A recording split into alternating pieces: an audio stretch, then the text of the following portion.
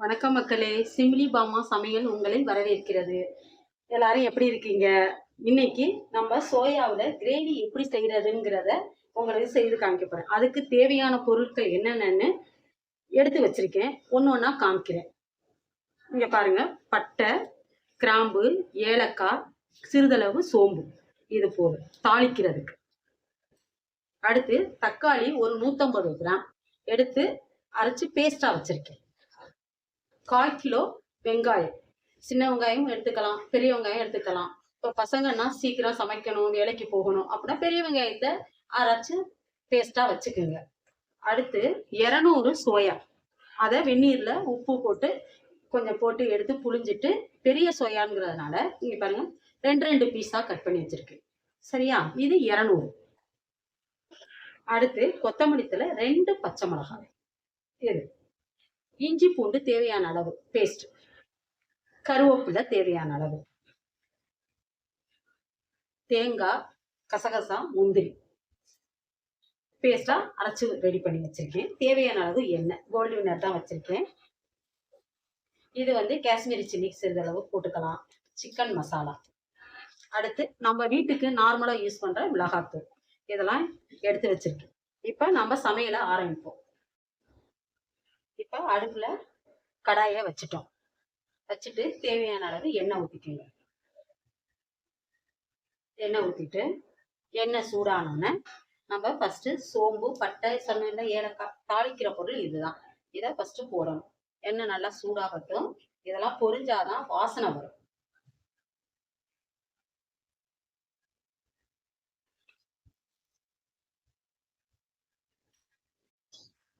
இப்ப பட்டை, கிராம்பு எல்லாம் போட்டு, சோம்பு எல்லாம் போட்டு பொரிஞ்சுக்கிட்டு இருக்கு. அடுத்து வெங்காயம் பேஸ்ட் அரைச்சி வச்சிருக்கோம் பார்த்தீங்களா, இதை வந்து அடுத்து போடணும்.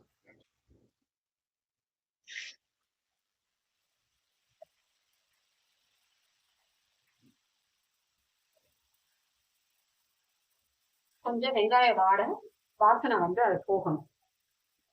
கொஞ்சம் வதக்கிட்டு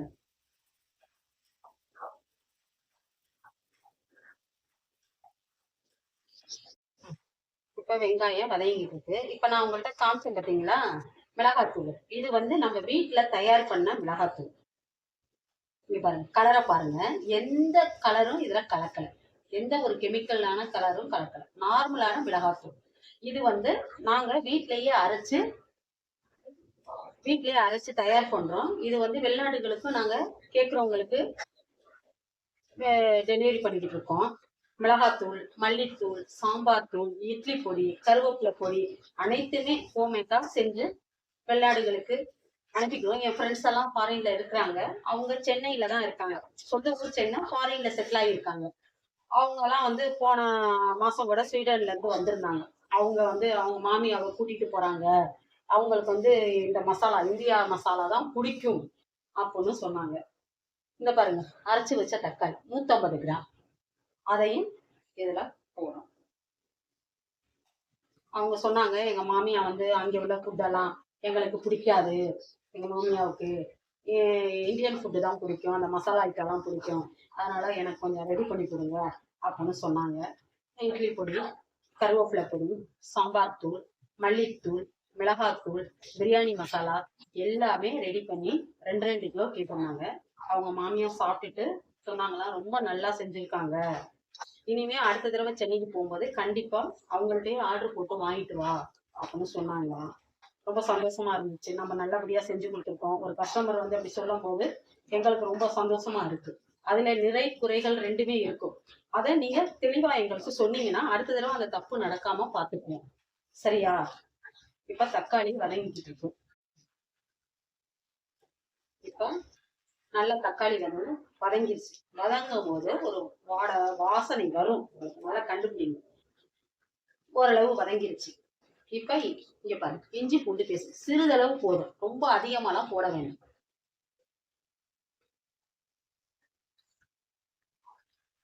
நாங்க 3 பேர் தான், 200 கிராம் எடுத்து வச்சுக்கோங்க, அதிகமா இருக்கே அப்படின்னு நீங்க நினைக்கிறீங்க. இது வந்து எதுக்குன்னா, என் பொண்ணுக்கு வந்து இந்த சோயா கிரேவி ரொம்ப பிடிக்கும். அவ வந்து சாதாரண லெமன் சாதம், புளியோதரை எந்த சாதத்துக்கு வேணாலும் சாப்பிடுவா. அதே மாதிரி நைட்டுக்கு டின்னருக்கு சப்பாத்திக்கு இதுதான் வேணும் அப்படின்னு எடுத்து வச்சுக்குவா. அதனாலதான் கொஞ்சம் கூடுதலா நான் செய்யறேன்.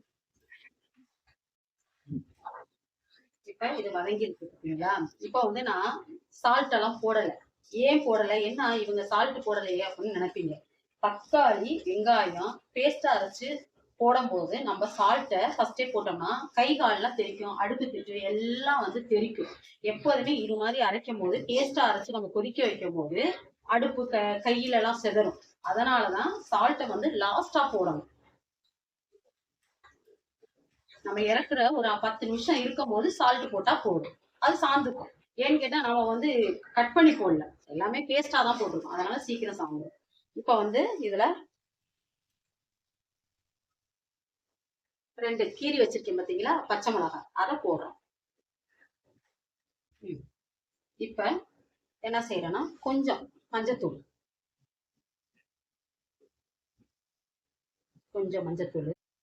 கொஞ்சம் சிக்கன் மசாலா கொஞ்சமா போட்டுக்கலாம். ஏன்னு கேட்டா நம்ம நார்மல் மிளகாத்தூள் போட போறோம்.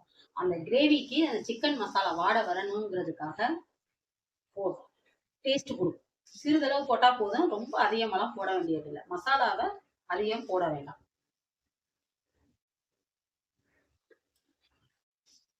அடுத்து கலர் கொடுக்கறதுக்காக காஷ்மீரி சில்லி கொஞ்சம் போட்டுக்குவோம். காஷ்மீரி சில்லி போட்டுட்டு நார்மல் மிளகாத்தூள், நம்ம குழம்புக்கு யூஸ் பண்ற நார்மல் மிளகாத்தூள், நம்ம காரத்துக்கு தகுந்த மாதிரி போட்டுக்கலாம். உங்களுக்கு எவ்வளவு காரம் வேணும் அப்படின்னு. இந்த மிளகாத்தூள் வந்து எங்கள்கிட்ட வந்து ரொம்ப காரமா இருக்கும், அதனால நான் வந்து 3/4 ஸ்பூன் தான் போட்டிருக்கேன். அப்புறம் தேவைப்பட்டா கூட போட்டுக்கலாம். அடுத்து வந்து இந்த சோயா புளிஞ்சு ரெடி பண்ணி வச்சிருக்கோம் பார்த்தீங்களா, அதை போடுவோம்.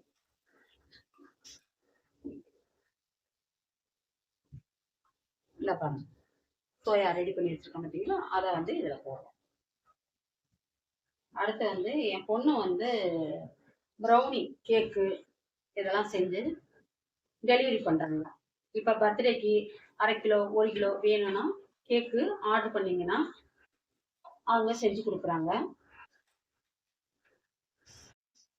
நீங்க எந்த ஊர்ல இருந்தாலும் இந்த ப்ரௌனி கேக்கு செஞ்சு டெலிவரியும் பண்றாங்க. நல்ல முறையில செஞ்சு கொடுத்துட்டு இருக்காங்க. உங்களுக்கு வேணும்னா நீங்க எங்க கீழே நாங்க நம்பர் கொடுக்குறோம், அந்த நம்பருக்கு பேசுனீங்கன்னா நாங்க டெலிவரி பண்ணி தரோம். அந்த கேக் செய்யற செய்முறையெல்லாம் கூட நாங்க வீடியோவில் போட்டிருக்கோம், அதையும் பாருங்க. இப்போ வந்து இப்போ நம்ம கிரேவி ரெடி ஆக போதான். இப்போ வந்து உப்பு போட்டுக்கலாம். இது தெரிக்காது, எப்போதும் போடாதீங்க. அது மாதிரி போடும்போது அடுப்பு எல்லாமே நீட்னஸ் போயிடும். இப்போ தேவையான அளவு உப்பு போட்டுருக்கோம். உப்பு போட்டுட்டு கொஞ்சமா தண்ணி, பாருங்க, அவ்வளவுதான். ஏன்னு கேட்டா நம்ம தேங்காய் அரைச்சு வச்சிருக்கோம், தேங்காய் முந்திரி கசகசா போட்டு அரைச்சு வச்சிருக்கோம்ல, அதனால கொஞ்சமா தண்ணியை ஊற்றி இது பிரட்டி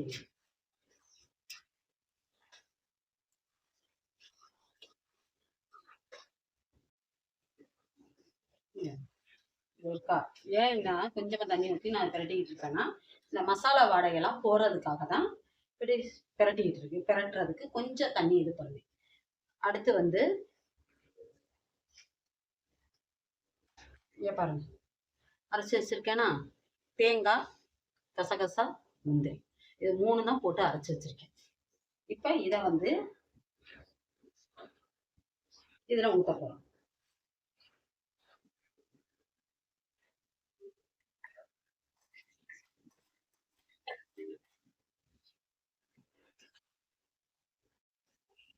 இப்ப அந்த மசாலா எல்லாம் ஊத்திட்டோம்ல, ஊத்திட்டு கொஞ்சம் உப்பு இருக்கா உரப்பு எல்லாம் கரெக்டா இருக்கான்னு பாத்துங்க, செக் பண்ணிக்கணும். உப்பெல்லாம் கரெக்டா இருக்கு, கொஞ்சம் காரம் கம்மியா இருக்கு. அதுக்கு நம்ம என்ன பண்ணுவோம்னா கொஞ்சம் மிளகாத்தூள் போடுவோம்.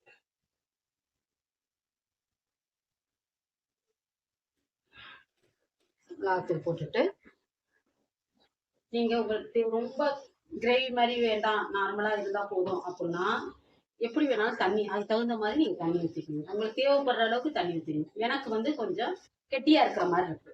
அதனால என்கிட்ட முந்திரி எல்லாம் போட்டு அரைச்சி ஊற்றிருக்கோம்ல, திக்னஸ் கொடுக்கும். அப்ப தேவையான அளவு தண்ணியை ஊற்றிக்கணும். கொஞ்ச நேரம் கொதிக்க விடுங்க.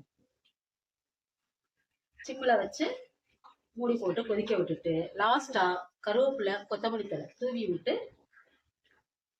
இறக்க வேண்டியதான். இப்ப சிம்ல வச்சிருவோம். தேவையான அளவு தண்ணியெல்லாம் ஊற்றியாச்சு. சிம்ல வச்சு மூடி போட்டுருவோம். கொஞ்ச நேரம் கொதிக்கட்டும். இப்ப நல்லா கிரேவி வச்சுட்டு பாருங்க, பார்த்தாவே உங்களுக்கு தெரியும் எப்படி இருக்குன்னு. இப்ப லாஸ்டா இறக்க போகும்போது என்ன செய்யணும்னா, இந்த பாருங்க கொஞ்சமா பெப்பர் தூள் லாஸ்ட்ல இறக்க போகும்போது. ரொம்ப போடாதீங்க, குழந்தைகள் செஞ்சு விரும்பி சாப்பிடுவாங்க இந்த ஃபுட்டு. அதனால சிறிதளவு போடுங்க. போட்டுட்டு ஒரு கிண்டிட்டு இறக்க போற ஸ்டேஜ் வந்துருச்சு. இப்ப எப்போதுமே தாளிக்காமைய லாஸ்டா கருவேப்பிலையும் கொத்தமல்லி தழையும் போட்டு இறக்குனீங்கன்னா நல்லா வாசனையா இருக்கும். இது பாருங்க, கருவேப்பிலை அலசி வச்சிருக்கேன்.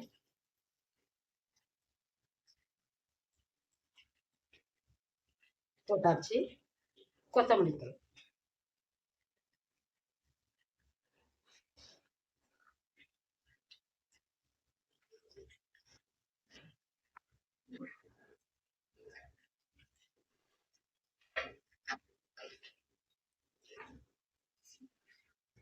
அந்த கருவேப்பிலை வாடை அந்த ஹீட்ல வேகும் போது அது ஒரு வாசனை வருது. எப்போதுமே நீங்க வந்து தாளிக்கும் போது போடுறத விட இது மாதிரி இறக்க போகும்போது போட்டு பாருங்க, அந்த கருவேப்பிலை வாசம் நமக்கு தனியா வரும். இப்ப ரெடி ஆச்சு, கிரேவி நமக்கு ரெடி ஆச்சு. இந்த வந்து ரெடி பண்ணிட்டோம், பவுல்ல மாத்திட்டோம்.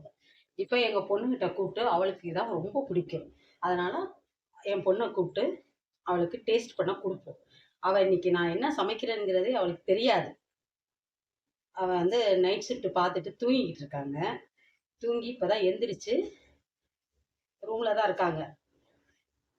கூப்பிடணும். பாப்பா